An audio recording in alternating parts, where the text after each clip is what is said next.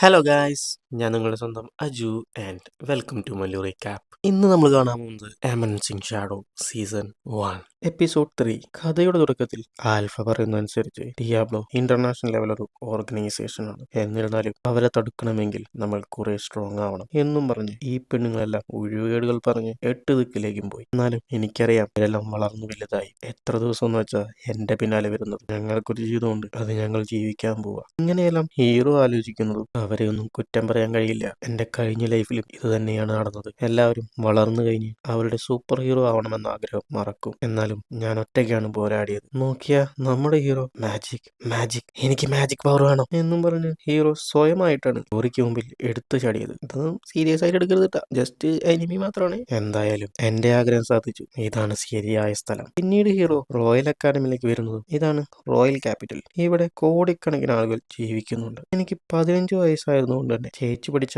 അതേ അക്കാഡമിയിലാണ് ഞാനും വന്നത്. ഉള്ളതിൽ നല്ല അക്കാഡമിയാണെന്ന് നാട്ടിൽ നല്ല പേരെടുത്തിട്ടുണ്ട്. കാരണം ഈ അക്കാഡമിയിൽ ചേരാൻ എനിക്ക് അഡ്വൈസിന് മുകളിൽ പ്രഷർ ആയിരുന്നു. ഇത് മിഡീവൽ സ്റ്റൈൽ ഹയാറ്റിക്കൽ സൊസൈറ്റിയാണ്. അതുകൊണ്ട് തന്നെ എല്ലാവരും എന്നെ ബാക്ക്ഗ്രൗണ്ട് ക്യാരക്ടർ ആയിട്ടാണ് കാണുന്നത്. അങ്ങനെ അവർ കാണും. എന്നാലും വളരെ വില കുറഞ്ഞ റൂമിലാണ് ഞാൻ ജീവിക്കുന്നത്. എന്തെന്നാൽ ഈ നാട് ഇങ്ങനെയാണ്. ഇങ്ങനെ നമ്മുടെ ഹീറോ താഴേക്ക് വരുന്നതും നിന്റെ തലമുടിക്ക് എന്താ പറ്റിയത്, അത് ഞാൻ കാലത്തോട്ട് ഈരി നോക്കുന്നു, ശരിയാവുന്നില്ല. എന്റെ കൂട്ടുകാർക്ക് വേണ്ടി ഞാൻ ഇപ്പോഴും ബാക്ക്ഗ്രൗണ്ട് ക്യാരക്ടറായിട്ടാണ് അഭിനയിക്കുന്നത്. ഓർഡർ ട്രെയിൻ പോകുന്നു. അങ്ങനെ ലാസ്റ്റ് ട്രെയിനിൽ കയറിയിരുന്നു. പോകുന്ന വഴിയിൽ ഹീറോ എല്ലാ ടോപ്പ് ക്ലാസ്സിലെ സ്റ്റുഡൻസിനെ പോലെ ഞങ്ങളെയും സ്കൂളിനടുത്ത് താമസിച്ചിരുന്നാൽ വളരെ നന്നായിരുന്നു. എന്തെന്നാൽ അതാണ് ഞാനും ആഗ്രഹിക്കുന്നത്. നീ പറഞ്ഞത് സത്യമാണ്. നമ്മളെല്ലാവരും നോബിൾ ഫാമിലിയിൽ ഉണ്ടെങ്കിലും നമ്മളെ വളരെ താഴ്ത്തിയാണ് അവർ കാണുന്നത്. അതുകൊണ്ട് തന്നെ നമ്മളെ ഇങ്ങനെ അവർ കാണും. എന്നാലും മറ്റൊരു ഓപ്ഷൻ ഉണ്ട്. എനിക്കറിയാം, എന്റെ ചേച്ചിയെ പോലെ ഞാൻ മൂത്ത മകനായിരുന്നേ ഞാൻ നല്ലപോലെ ജീവിച്ചേനെ. കൂടാതെ ബുച്ചിങ് ഫെസ്റ്റിവൽ വരുന്നുണ്ട്, അത് നിനക്കറിയില്ലേ? അതിന് നമ്മുടെ ഹീറോ ആലോചിക്കുന്നു. എനിക്കും ആഗ്രഹമുണ്ട് ആ ഫെസ്റ്റിവലിൽ ചേർന്ന് ജയിക്കണമെന്ന്. എന്നിരുന്നാലും ഞാനിവിടെ ഒരു ബാക്ക്ഗ്രൗണ്ട് ക്യാരക്ടർ ആയിട്ടാണ്. അതുകൊണ്ട് തന്നെ ഒരാഗ്രഹവും പാടില്ല. ഇന്നലെ ഒരുത്തൻ നല്ല അടി വാങ്ങി നാണം കെട്ടില്ലേ, അത് ഓർമ്മയുണ്ടാ? ഞാനും അറിഞ്ഞു. ഏതെങ്കിലും ഇഷ്ടമുള്ള പെണ്ണിനോട് പ്രപ്പോസ് ചെയ്യണം, അവളെ റിജക്ട് ചെയ്യും. എല്ലാ ബാക്ക്ഗ്രൗണ്ട് ക്യാരക്ടേഴ്സിന്റെയും ലൈഫ് ഇതാണ്. അതിനുശേഷം ഹീറോ അക്കാഡമിയിലേക്ക് വരുന്നതും ഇവിടെ ഒരുത്തൻ പെണ്ണിനോട് പ്രപ്പോസ് ചെയ്യുന്നു. സുന്ദരിയായ അലക്സിയ, എന്റെ ജീവിത പങ്കാളിയായി നീ വരുന്നു എന്ന് പ്രപ്പോസ് ചെയ്യുന്നതും അതിന് അലക്സിയ താല്പര്യമില്ല. ഇവിടെ ഒരു പ്രിൻസസ് ആയതുകൊണ്ട് തന്നെ ഇവിടെ രാഷ്ട്രീയ കല്യാണം തന്നെയായിരിക്കും നടത്തുക. ഇന്നലെ പറഞ്ഞത് മറക്കരുത്, നീ പേടിക്കണ്ട. ഞാൻ ഇന്നലെ രാത്രി മുഴുവൻ പ്രാക്ടീസ് ചെയ്തിട്ടുണ്ട്. ഞാനൊരു ബാക്ക്ഗ്രൗണ്ട് ക്യാരക്ടർ ആയതുകൊണ്ട് എന്ത് പറഞ്ഞാലും അവൾ ഓക്കെ പറയില്ല. പിന്നെന്ത്, വൈകുന്നേരം ഹീറോ പ്രിൻസസ് അലക്സിയയുടെ അടുത്ത് പ്രിൻസസ് അലക്സിയ, എനിക്ക് നിങ്ങളെ ഐ ലവ് യു സമ്മതാണോ? ഞാൻ പറയേണ്ടതെല്ലാം കറക്റ്റ് ആയിട്ടാണ് പറഞ്ഞത്. എന്നാൽ ഞാനൊരു ബാക്ക്ഗ്രൗണ്ട് ക്യാരക്ടർ ആയപ്പോൾ അവൾ എന്നെ റിജക്ട് ചെയ്യും. കരഞ്ഞുകൊണ്ട് പോകും. അത്രേ ഉള്ളൂ. ഇങ്ങനെ ഹീറോ ഭയങ്കരമായിട്ട് പ്ലാനിങ് ചെയ്യുന്നതും എന്നാൽ ആ പ്ലാൻ 8ന്റെ പണി തരുന്നു. നിന്നെപ്പോലെ ഒരുത്തിന് വേണ്ടിയാണ് ഞാൻ ഇത്രയും നാൾ കാത്തിരുന്നത്. ഇതിനുശേഷം നമ്മൾ രണ്ടുപേരും ലവേഴ്സ് ആണ്. ഇത് കേട്ട ഹീറോ ഷോക്കാവുന്നതും എല്ലാം കണ്ടുകൊണ്ടിരുന്നവർ അതിൽ കൂടുതൽ ഷോക്കാവും. പിന്നീട് അടുത്ത ദിവസം ക്യാൻറ്റീനിൽ എല്ലാവരും നമ്മുടെ ഹീറോയാണ് നോക്കുന്നത്. ഇന്നലെ നടന്നത് നിനക്കറിയോ? അതവള് അറിയാതെ പറഞ്ഞതാവും. ഞാനിവനെ കൊല്ലാൻ പോവാ. ഇങ്ങനെ ഇവര് പറയുന്നതും ഇവിടെ നടക്കുന്നത് നിനക്ക് വല്ലതും മനസ്സിലായോ? നിനക്കും പ്രിൻസസ് അലക്സയ്ക്കും ഒരിക്കലും സെറ്റാവില്ല. എന്നാൽ അവൾക്ക് എങ്ങനെയാ നിന്നെ ഇഷ്ടമായതെന്ന് എനിക്കറിയില്ല. അവർ ഇത് വെറുതെ പറഞ്ഞടാ, നീയൊന്നും വിചാരിക്കണ്ട. നീ പറഞ്ഞത് പിന്നെയാണ് എനിക്ക് സന്തോഷമായത്. ഇന്നലെ പറഞ്ഞത് മാത്രം സത്യമാണെങ്കിൽ ഇതിനുശേഷം നിന്റെ ലൈഫ് സന്തോഷമായ കുറെ സീനുകൾ ഉണ്ടാവും. എനിക്ക് കഴിക്കാൻ സ്ഥലം വേണം എന്ന് പ്രിൻസസ് അലക്സിയ പറയുന്നതും ഇവർ രണ്ടുപേരും പേടിക്കാൻ തുടങ്ങി. എന്റെ കൂട്ടുകാർക്ക് വേണ്ടി ചെയ്ത കാര്യം ഇങ്ങനെ പണി തരുമെന്ന് ഞാൻ കരുതിയില്ല. പിന്നിലുള്ള എല്ലാവരും വേറെ കഥകൾ പറയാൻ തുടങ്ങി. പെട്ടെന്ന് ടേബിളിൽ റോയൽ ഫുഡ് ഓരോന്നായി നിരത്താൻ തുടങ്ങി. എനിക്ക് ലോ ക്ലാസ് ഫുഡ് കഴിക്കാൻ പറ്റില്ല, അതുകൊണ്ടാണ് ഇവിടേക്ക് വരുത്തിച്ചത്. എന്നാലും ഇത് മൊത്തം കഴിക്കാൻ എനിക്ക് പറ്റില്ല, നമുക്ക് ഷെയർ ചെയ്യാം. ഇത് കേട്ട ഹീറോ ഒന്നും നോക്കാതെ പ്ലേറ്റിൽ നിന്ന് എടുക്കുന്നു. ഇവന്മാർക്കുള്ള ജീവൻ പോകാൻ തുടങ്ങി. കുഴപ്പമില്ല, ഞാൻ ചിന്തിച്ചതിലും നല്ല ഫുഡാണ്. അങ്ങനെ അലക്സേവനെ നോക്കിയതും ആഫ്റ്റർനൂൺ റോയൽ ബുഷിംഗ് ഉണ്ട്, നമ്മൾ രണ്ടുപേരും പങ്കെടുക്കണം. അത് പിന്നെ ഞാൻ 9 സെക്ഷൻ ആണ്, ഏറ്റവും ലോ സെക്ഷൻ അതാണ്. അതുകൊണ്ട് ഞാൻ നിങ്ങളുടെ ലെവലൊന്നും ഉണ്ടാവില്ല. ഇത് കേട്ട അലക്സിയ, കുഴപ്പമില്ല മോനെ, സെക്ഷൻ 1 ഒരു ഒഴിവ് കാണുന്നു. അവരിതൊന്നും ഞാൻ പ്ലാൻ ചെയ്യുന്നത് നന്നായി, ഇവള് പ്ലാൻ ചെയ്യുന്നുണ്ടല്ലോ. അതിനുശേഷം ട്രെയിനിങ് സ്ഥലത്ത് നമ്മുടെ ടീമിൽ പുതിയ മെമ്പറായിട്ട് വന്നത് ഇവനാണ്. എന്റെ പേര് കാകുനോ. എല്ലാവരെയും കണ്ടതിൽ സന്തോഷം. എനിക്ക് സെക്ഷൻ 1 ഒരു പ്രതീക്ഷയില്ല. എന്നാൽ ഇവരുടെ അഡ്വൈസർ മിസ്റ്റർ സെനോൺ ഒഫീഷ്യൽ റോയൽ ഇൻസ്ട്രക്ടർ ആണ്. കണ്ടതിൽ വെച്ച് ഇയാൾക്ക് മാത്രമാണ് എല്ലാവരെയും ഒരുപോലെ കാണുന്നത്. ഇവരെല്ലാം റോയൽ ബുഷ് ആണ്. ഇതിനു മുമ്പുള്ളവർ വളരെ കഷ്ടപ്പെട്ടാണ് റോയൽ നൈറ്റായി മാറിയത്. എക്സാമ്പിൾ അലക്സയുടെ ചേച്ചി. ഉള്ളവരിൽ അവളാണ് സ്പെഷ്യൽ. എന്നാലും ഇവിടെയുള്ളവർ എല്ലാവരും സ്ട്രോങ് ആണ്. നിനക്ക് മാത്രം കഴിവുണ്ടെങ്കിൽ എല്ലാവരുടെയും അഭിപ്രായം മാറ്റാൻ പറ്റും. ട്രെയിനിങ് തുടങ്ങാം. അതിനുശേഷം എല്ലാ സ്റ്റുഡൻസും ട്രെയിനിങ് തുടങ്ങിയതും ഹീറോ അലക്സയുടെ കൂടെ ട്രെയിനിങ് എടുക്കുന്നു. അലക്സയ, നീ നന്നായി മൂവ് ചെയ്യുന്നുണ്ട്, എന്നാലും അവൾക്ക് സ്പീഡില്ല, മാജിക് കൂടുതൽ ഉപയോഗിച്ചിട്ടില്ല. എല്ലാം കൂടി നോക്കിയാൽ ഇവൾ എന്റെ ലെവൽ വരും. കാരണം ഇവൾ അറ്റാക്ക് ചെയ്യുന്ന സ്റ്റൈൽ നന്നായിരുന്നു, ബട്ട് ഞാൻ ഫൈറ്റ് ചെയ്യുന്നതും ഇവൾ കോപ്പി ചെയ്യുന്നുണ്ട്. എന്തെന്നാൽ ഇവളുടെ ചേച്ചിക്ക് കൊടുക്കുന്ന ബഹുമാനം പോലും ഇവൾക്ക് കിട്ടുന്നില്ല. അതിന് കാരണം ഈ രാജ്യത്തിലെ മോസ്റ്റ് പവർഫുൾ ഡാർക്ക് നൈറ്റ് ഇവളുടെ ചേച്ചി മാത്രമാണ്. ഇവളുടെ സ്റ്റൈൽ കുറച്ച് ഇംപ്രൂവ് ചെയ്താൽ മാത്രം മതി. ഇതേ സമയം ഇയാൾ വരുന്നതും ഇന്നത്തെ ട്രെയിനിങ് കഴിഞ്ഞു, നിങ്ങൾക്ക് പോവാം, നന്നായി ഫൈറ്റ് ചെയ്തു, താങ്ക്സ്, നിന്റെ സ്റ്റൈൽ നല്ലതാണ്, ബട്ട് എനിക്ക് ഇഷ്ടമായില്ല, കാരണം എന്നെ തന്നെ കാണുന്ന പോലെയുണ്ട്. അലക്സിയ, ഇതാണോ നിന്റെ തീരുമാനം? യെസ്, ഇനി മുതൽ ഇവനായിരിക്കും എന്റെ ബോയ് ഫ്രണ്ട്. മിസ്റ്റർ സെനോൺ, ചെറിയ കുട്ടിയെ പോലെ ഇരിക്കല്ലേ, എപ്പോഴും ഒളിച്ചിറങ്ങാൻ കഴിയില്ല. അതെ, ഞാൻ ചെറിയ കുട്ടിയാണ്, നിങ്ങളെ പോലെയുള്ളവർ പറയുന്നത് എനിക്ക് മനസ്സിലാവില്ല. ഇത് പുറത്തു പറഞ്ഞെങ്കിലും നിശ്ചയം കഴിഞ്ഞതാണ്. ഓ, എനിക്കറിയാം എന്താ നടക്കുന്നതെന്ന് നോക്കാലോ. ഇതെല്ലാം ഹീറോ കണ്ടിട്ട്, അപ്പോൾ നീ പറഞ്ഞു വരുന്നത് മിസ്റ്റർ സെനോന്റെ കൂടെയാണ് നിന്റെ നിശ്ചയം നടക്കുന്നത്,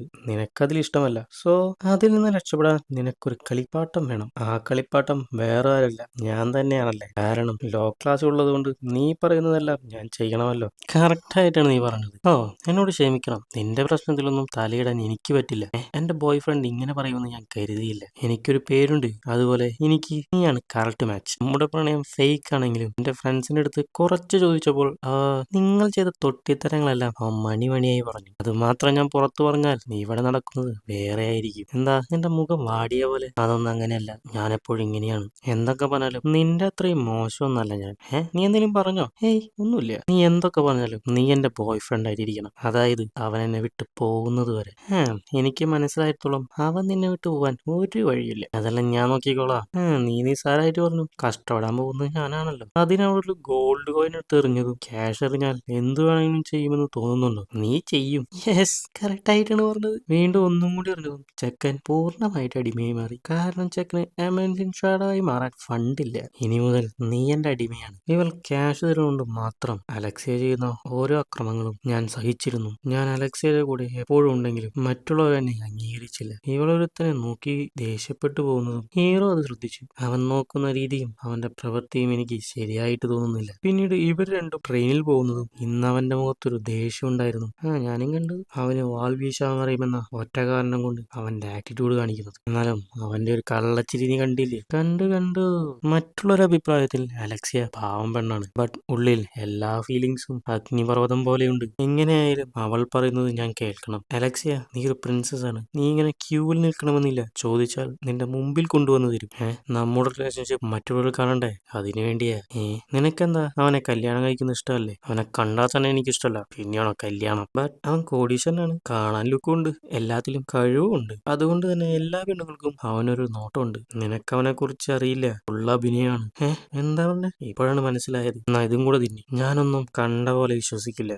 നീ എന്തു വെച്ചാ ഇതെല്ലാം പറയുന്നത്? എല്ലാം അവന്റെ അധികാരം വെച്ചാണ്. ബട്ട് എനിക്ക് നിന്നെ ഇഷ്ടമാണ്, നീ ചതിക്കില്ല, ചതിക്കപ്പെടുന്നവനാണ് നീ. അപമാനിച്ചതിന് നന്ദി. മിസ്റ്റർ സൂനോനെ കുറിച്ച് എന്താ ഒന്നും പറഞ്ഞില്ല, കാരണം അവൻ മിസ്റ്റർ പെർഫെക്റ്റ് ആയിരിക്കുന്നത് ഒരിക്കലുമില്ല.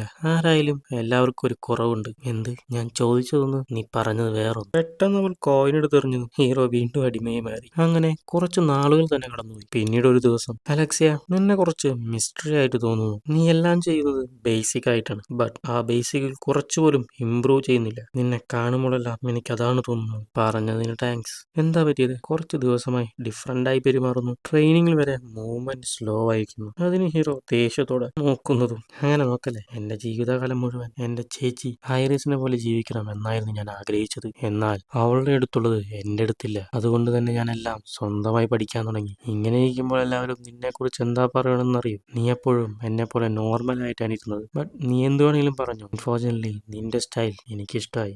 ഇതിനു മുമ്പ് ഒരുത്തൻ എന്നോട് ഈ ഡയലോഗ് അടിച്ചിരുന്നു. കൃത്യമായി പറഞ്ഞാൽ ബുഷിംഗ് ഫെസ്റ്റിവലിൽ ഞാൻ തോറ്റ സമയം ചേച്ചി എന്നോട് ഇത് തന്നെയാണ് പറഞ്ഞത്. എന്നാലും എന്റെ മനസ്സിൽ എന്താണെന്ന് അവളെ കൊണ്ട് മനസ്സിലാക്കാൻ കഴിഞ്ഞില്ല. അവിടെ വെച്ച് ഞാൻ എന്തോരം പരിഹാസങ്ങൾ ഏറ്റുവാങ്ങിയെന്ന് നിനക്കറിയോ? ഇതൊന്നും എന്നോട് പറഞ്ഞിട്ട് ഒരു കാര്യമില്ല. എന്റെ അടുത്ത് എത്ര ആളുകൾ മരിച്ചു വീണാലും ഞാനതൊന്നും കെയർ ചെയ്യില്ല. അപ്പോൾ നീ സൈക്കോ ആണോ? അതുകൊണ്ടെന്താ? എനിക്കെന്താ തോന്നുന്നത് അത് ഞാൻ ചെയ്യും. അതുപോലെ തന്നെ നിന്റെ സ്റ്റൈൽ എനിക്ക് ഇഷ്ടപ്പെട്ടു. ഇത് കേട്ട് അവൾക്ക് ദേഷ്യം വന്നതും, നീ എന്താ പറഞ്ഞു വരാൻ പോകുന്നത്? അതിന് ഹീറോ ഒന്നുമില്ലെന്ന് പറയുന്നതും അവരുടെ സ്റ്റേഷൻ വന്നു. ഇത് മതിയാവുന്നു തോന്നുന്നു ബ്രേക്കപ്പ് ആവാൻ. പിറ്റേ ദിവസം ഹീറോ ഹാപ്പി ആയി വരുന്നതും കണ്ട്, എന്താ ഇന്നലെ എന്തെങ്കിലും നടന്നോ? ഒന്നുണ്ടായി. പറയ് എന്താ ഉണ്ടായേ? നിങ്ങൾ കരുതുന്ന പോലെ ഒന്നും ഉണ്ടായില്ലടാ. നീ എന്താ പറയണേ? ഞങ്ങളാണെങ്കിൽ ഒരു കിസ്സെങ്കിലും ചെയ്താനെ. അങ്ങനെ ഇവര് പറഞ്ഞു വരുന്നത് 3 പേരെ ഇവരെ വഴി തടഞ്ഞു. ഇന്നലെ രാത്രി പ്രിൻസസ് അലക്സിയ അവളുടെ റൂമിൽ എത്തിയില്ല. ഞങ്ങൾ അറിഞ്ഞത് കിഡ്നാപ്പിംഗ് ആണെന്നാണ്. അതുകൊണ്ട് നിന്നെ ചോദ്യം ചെയ്യാൻ കൊണ്ടുപോവാണ്. നമ്മുടെ ഹീറോ വേറെ വഴിയിലൊന്നും മനസ്സിലാക്കി കീഴടങ്ങി. അപ്പോഴാണ് എനിക്ക് മനസ്സിലായത് ഞാൻ 8ന്റെ അല്ല 16ന്റെ പണിയിലാണ് പെട്ടിരിക്കുന്നതെന്ന്. അടുത്ത എപ്പിസോഡിൽ അലക്സിയക്ക് എന്ത് പറ്റി, ഹീറോ എന്തൊക്കെ പ്രശ്നങ്ങളിലാണ് പോയി പെടാൻ പോകുന്നതെന്ന് കണ്ടാലോ. അതുവരെ ബൈ ബൈ.